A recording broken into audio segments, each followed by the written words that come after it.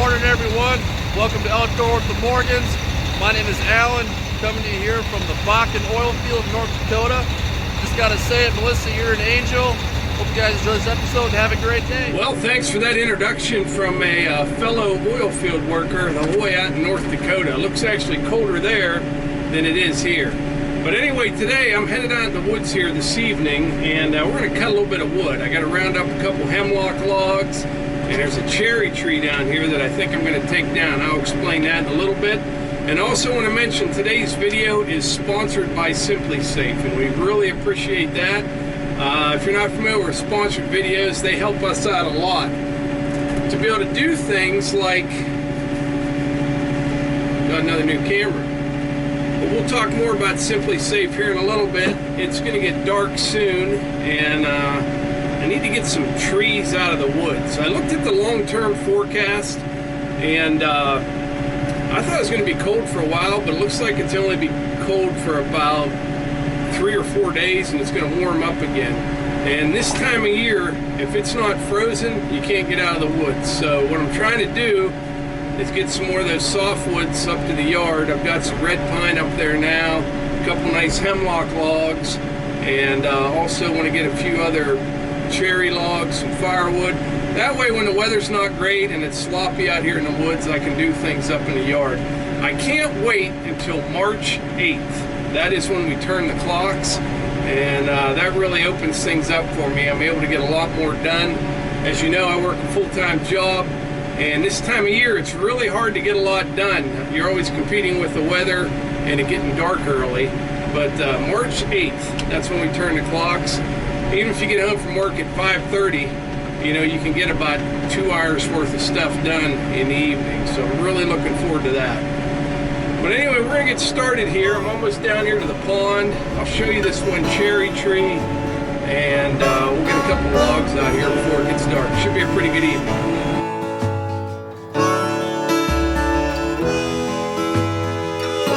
The smoke is clear. Sit alone with a beer and run through the rubble.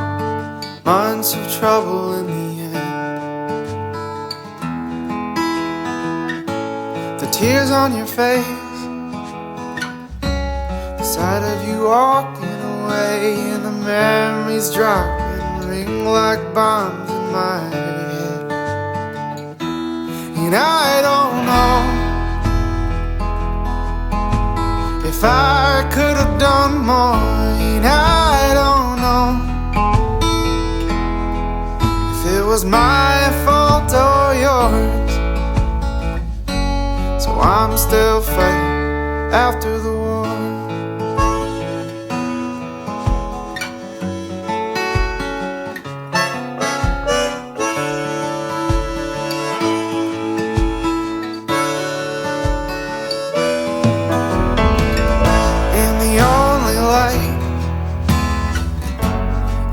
My phone in the night could start the war again. Pull the trigger, press send and go.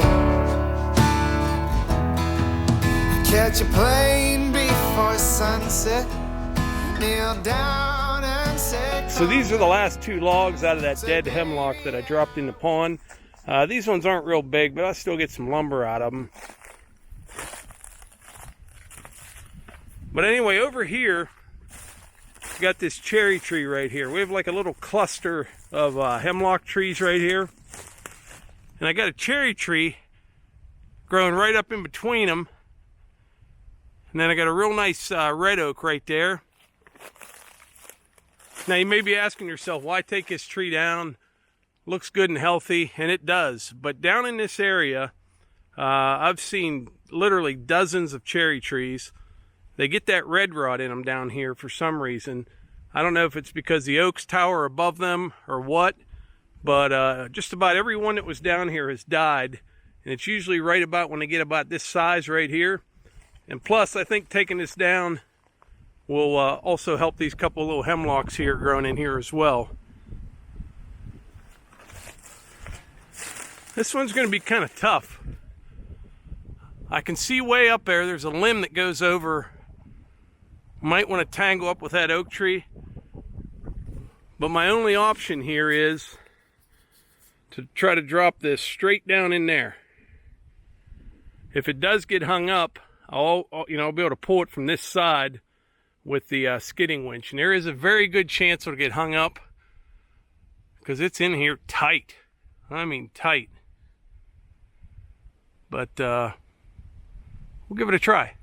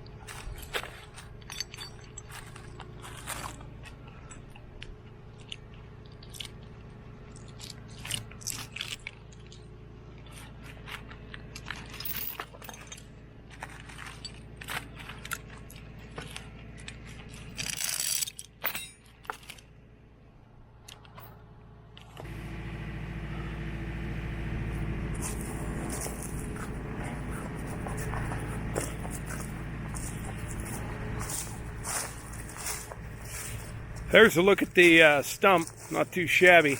But I tell you what, you'd never even know this tree was in here. It was so tight, but didn't hurt the hemlock.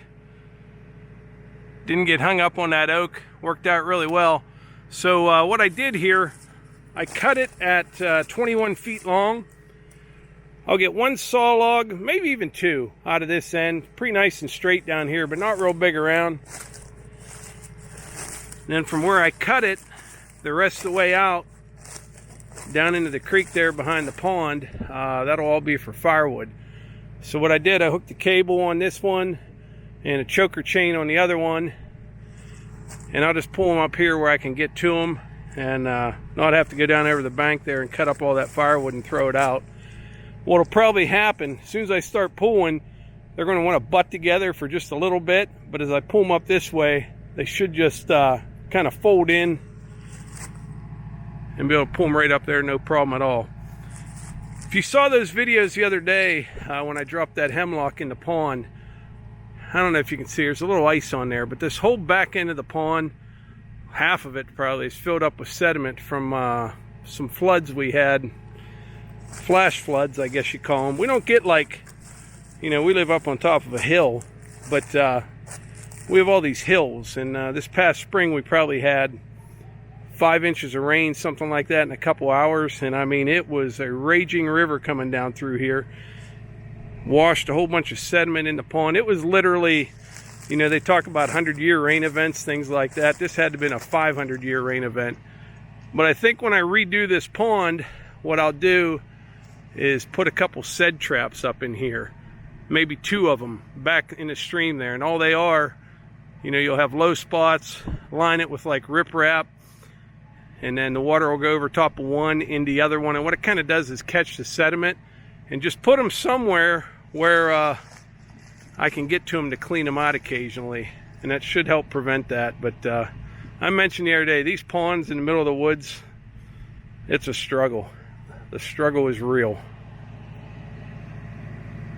But I'm going to hop in the tractor just for a second to get warm, and I'm going to talk to you briefly about the sponsor of today's video. It's nice and warm in here. I'll shut this off so you can hear me. It's only about, I think 15, 16 degrees or something like that out there right now. But I mentioned at the beginning of this video that today's video is sponsored by SimplySafe. I want to thank them for supporting the channel. We've used SimplySafe now for probably, I think we got our system last July, and we use it all the time. It's a very effective, it's reliable system. I'm not a real techie kind of guy. It took me forever to learn how to edit my first video. Now it's like second nature. But the whole YouTube thing, it is an incredible amount of work. And I mean, we upload videos almost every day, and it's a lot of work. But work is a good thing, and we enjoy doing it, and it's a lot of fun, but it is work. And when we have sponsored videos like this, and companies like SimplySafe support us, it helps to buy things like this camera, like I just mentioned. And I like supporting companies, whether it be Wolfe Ridge with their log splitters, or Tim from Big Tool Rack. I like seeing good products, I like using good products, and I like being able to pass that information along.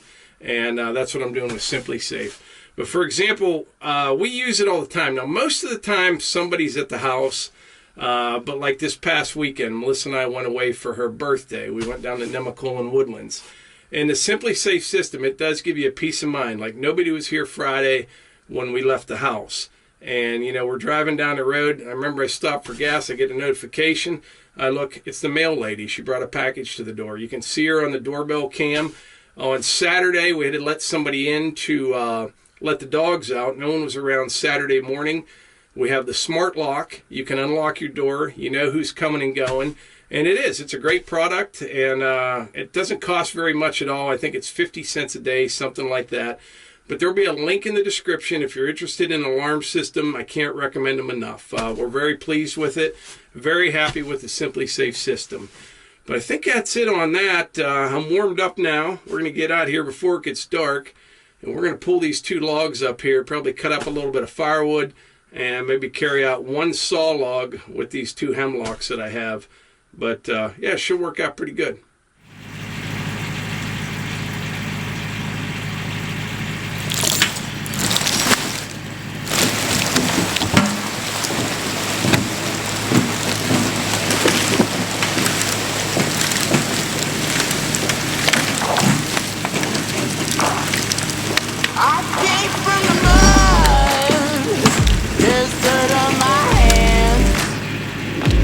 Strong like a tree.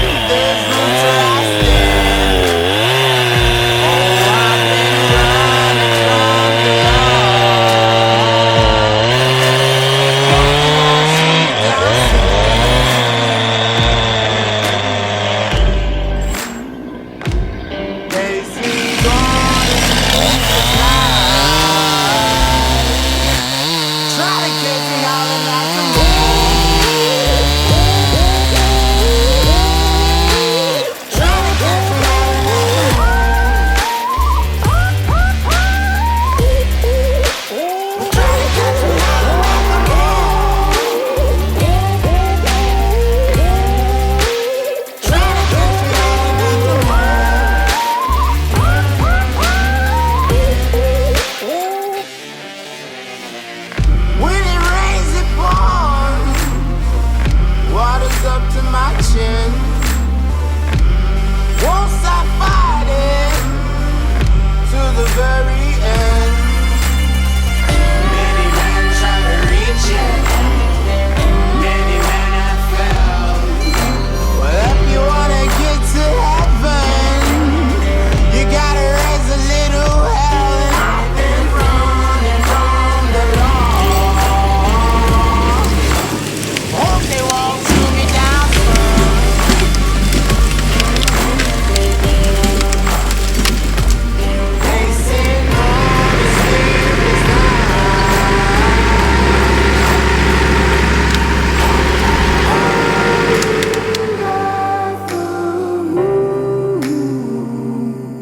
Will you find me?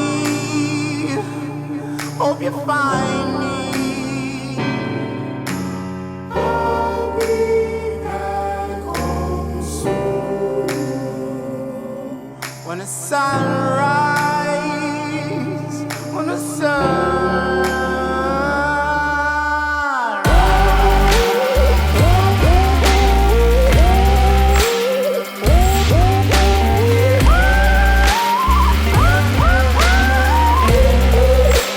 We're trying to catch me out at the moon. Trying to catch me out at the moon.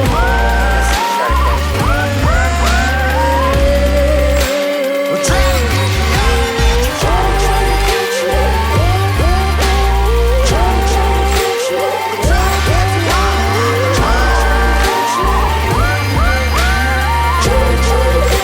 Trying to catch me out at the moon.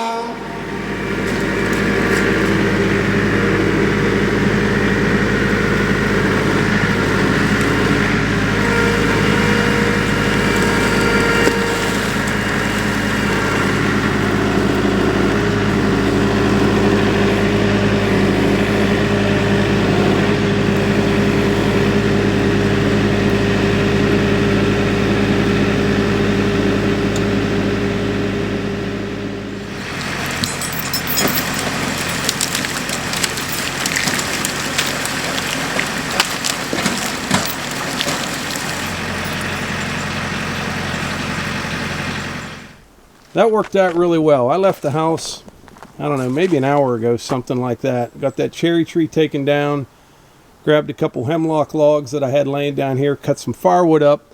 I still have to cut up the rest of this top, but I did get it drug up here where it's easy to get to.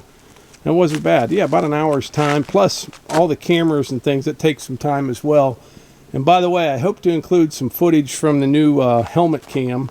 I had it on and running. I don't know if I had everything adjusted right or pointed in the right direction or not. But if not, I'll figure it out on the next one. I just want to try it out. These logs here, the two hemlocks are on the end. None of them are real big. Biggest one's probably 12, 13 inches in diameter. But I will get some decent lumber out of these cherry here and the hemlock as well. A lot of people will ask why I don't just skid these up to the yard. It's really hard to do coming from this direction. If I come from the other way, it's a straight shot right down in. But if I take them up this way, you know, I have to go up and turn completely around and pull them back down to the yard. And plus, it just froze 2 days ago, so it wouldn't take much at all. You start skidding logs here, it just puts, you know, kind of tears up the trails and things like that. So I just like carrying them out. It keeps them cleaner and don't go through as many blades on the Woodmizer.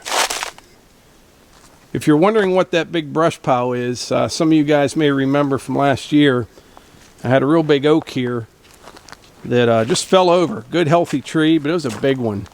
And when I cut it off the stump, it just flopped back down in the hole. But that tree, it went down this way, and it was the whole way across the pond. Took a few other ones with it, and that brush pile is all that's left of it. I got everything else up to the yard. I never did saw the real big saw log yet. It's still sitting up there, but I got the ends sealed and all that. It'll be there when I'm ready. But it's probably, I don't know, 36 or 40 inches in diameter, something like that at the base. Just two more things and we'll wrap this video up. One, I want to thank SimplySafe for sponsoring this video. And number two, Don't forget to send in your intros to our videos to outdoorswiththemorgans@gmail.com. Remember, turn your phone into the landscape mode. And yeah, it's a lot of fun. I like seeing what you guys are up to. You always see what we're doing, so keep that up. And we'll just kind of randomly select intros and put them into the videos. But like I always say, if you enjoy these videos, please hit the like button, click subscribe, and share them with your friends. Thanks.